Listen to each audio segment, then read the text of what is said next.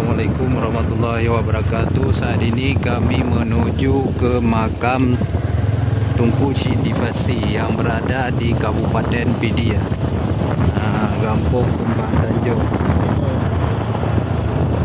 Baru 17 detik ya. Ini merupakan jalan menuju ke makam Tunku Siti Fasih.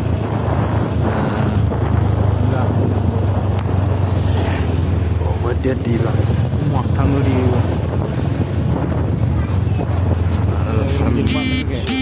Alhamdulillah akhirnya kami sampai juga ke lokasi yang kami tuju, yaitu makam Tunku Siti Fasih ataupun Tunku Abdul Salam.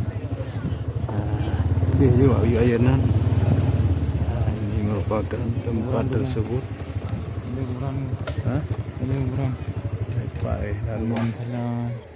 Mana perawatan mereka ambil? Sungguh sangat disayangkan. Seperti inilah kondisi makam Tunku Siti Fasih yang tidak ada pengurusan ataupun kepedulian daripada masyarakat daerah. Ini merupakan tempat yang digunakan untuk orang yang melepaskan nada.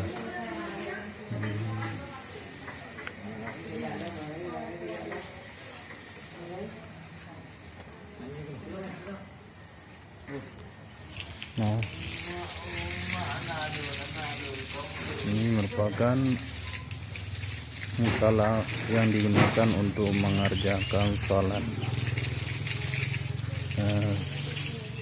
Kita akan menuju ke lokasi tempat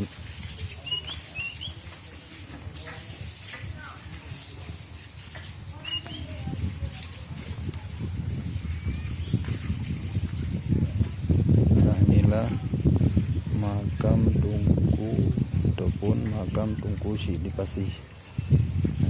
Ini komplek Tunku yang di Waido ya. Bismillah.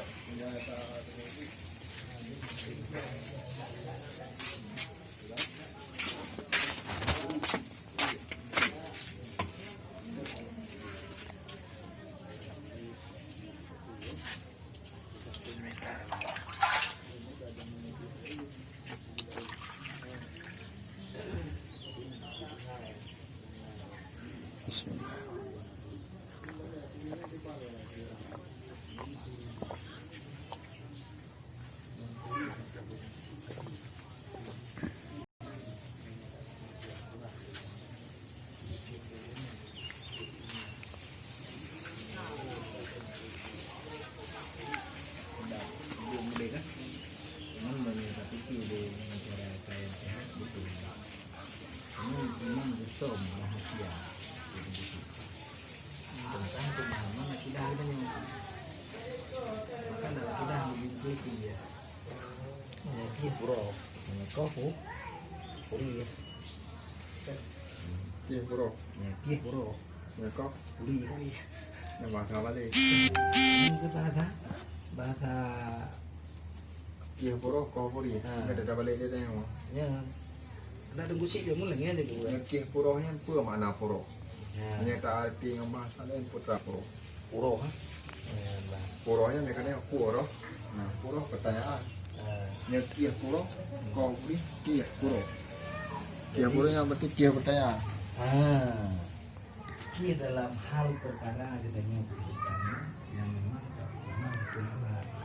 Di saat yang lalu dengan nah kih adanya yang tidak ada yang hukum. Padahal dia tak hukum. Untuk busi yang lain-lain.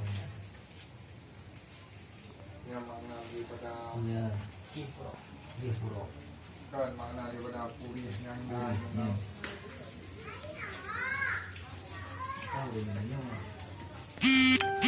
di dalam hukum kan karena hukum yang payah lagi ya. Hukum yang Anda sebut dalam ayat, Anda sebut dalam hadis, Anda sebut dalam